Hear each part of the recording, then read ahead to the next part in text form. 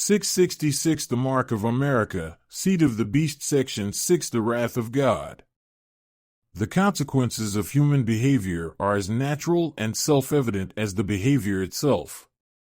Free-willed in their ability and capacity to experience life without predetermined functions and instincts to mandate action, humans are directly affected by the decisions they make.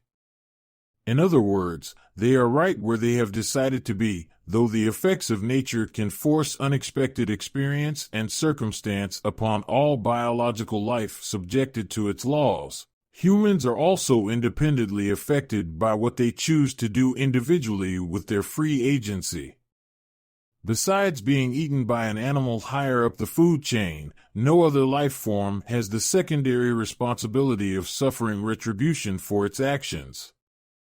Conversely, neither does any other possess the ability to experience a sense of fulfillment when an individual choice reaches the desired end for which it was intended.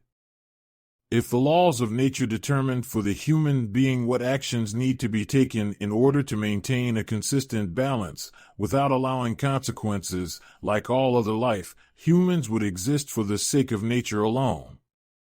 Therefore, they would not be able to distinguish themselves separately from the whole. With their ability to reason and choose their actions without an inborn pattern of perfunctory behaviors, humans are able to experience a life full of consequences of their own choosing. Figuratively expressed, it's as if a human has been presented a table upon which are two bowls. One is filled with fruit that tastes good, and the other is filled with bitter-tasting fruit. Because the fruits look the same on the outside, the determination of whether or not one tastes better than the other can only be experienced by sampling each fruit. If the good fruit came from the same tree at the same season, the laws of nature would have already predetermined that all the fruit of the tree would taste exactly the same. Therefore, the bitter fruit either came from a different tree, or at another time of season when the fruit was not quite ripe. The good fruit will always be chosen over the bad fruit.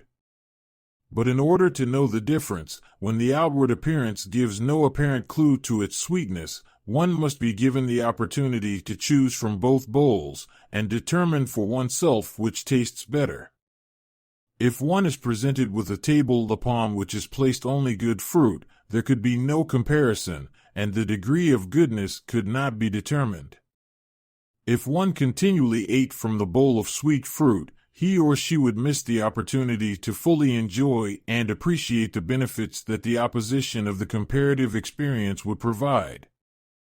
Put another way, a father wanted his children to experience the great joy of eating a piece of good fruit.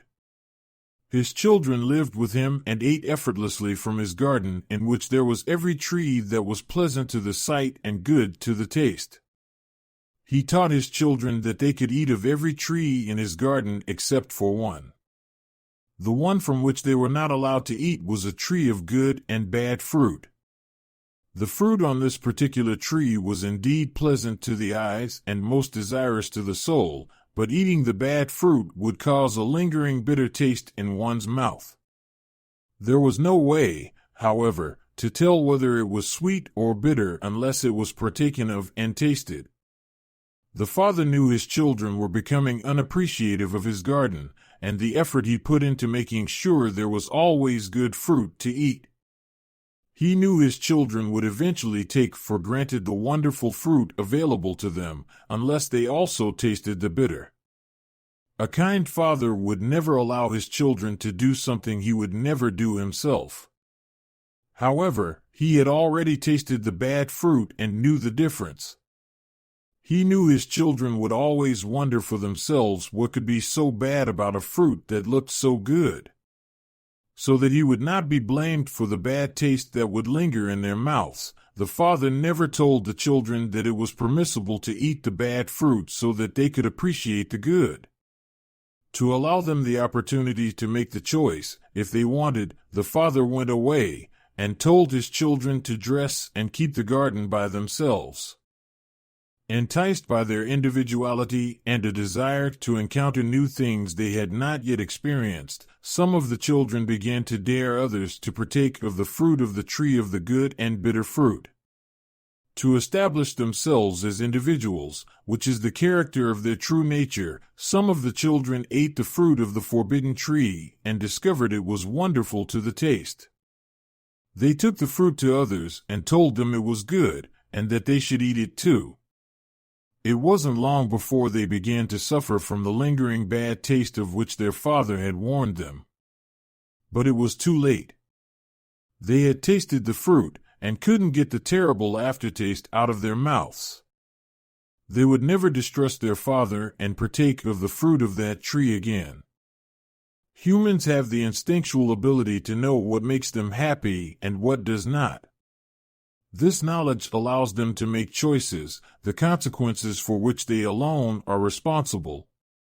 With this ability to reason, which has been termed common sense, they are able to determine for themselves those things that perpetuate happiness, and those that take away their happiness. In order to fully appreciate and completely understand the difference, no force, no unseen entity, and no advanced being from another galaxy intervenes to curtail the use of their free agency. As they experience the retribution for their actions, wise ones learn to value the actions that bring happiness and depreciate the actions that take away from their happiness. These constant experiences propel the human condition towards a universal acceptance of values and circumstances that perpetuate and sustain the end desire of human existence, happiness. With each step taken backwards in experiencing retribution for their actions, humankind takes 2 steps forward. The steps backwards do slow the progress and process of arriving at a consistent state of balance and happiness, but nonetheless, these negative experiences also continue it forward. If natural laws and forces, instincts, mandated eternal progression towards human development and learning, there would be depreciation in the value of the intended experience. However, the subsequent ramifications of this progression are the price that must be paid to satisfy the demands of the laws that guarantee happiness. These ramifications are the penalties, punishments, woes, and consequences of opposing goodness and happiness. Though many humans believe that these consequences are part of the essence and penalties of a just God, a righteous Creator cannot violate the very purpose for which He exists to provide happiness for His creations. Therefore, it can be said that the wrath of God is nothing more than the non-intervention of more advanced and intelligent beings, who could help, but choose not to, which allows the actions of free-willed beings, who are learning by their own experience about the hell they are creating for themselves. The corruption of man supports the dragon that breathes fire within and gives power to and keeps alive the beast, which has created the image that has left the mark upon all humankind, which suffers deservingly from the wrath of God. This concludes 666, The Mark of America, Seed of the Beast, Section 6, The Wrath of God.